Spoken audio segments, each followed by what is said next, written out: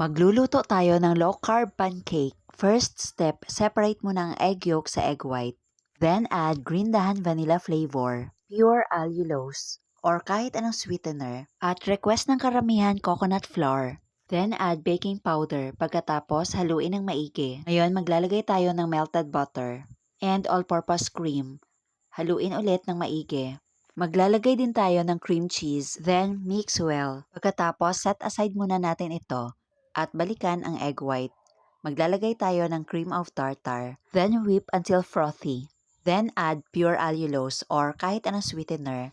Whip until stiff peak.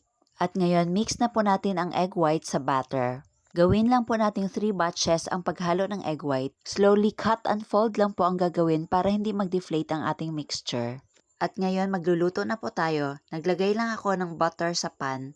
Lulutuin natin ito over medium heat. Mas maganda po kapag tatakpan natin habang nagluluto. Huwag kalimutang lagyan ng takip yung butas sa lid. Then, slowly flip. Huwag kalimutang takpan ulit yung pan. At ulitin lang po ang procedure hanggang sa maubos lahat ng batter. Itong green dahan pancake syrup ay napakasarap po talaga. O diba ang itsura parang regular pancake? Tikman natin. Ang sarap. Promise. You must try this.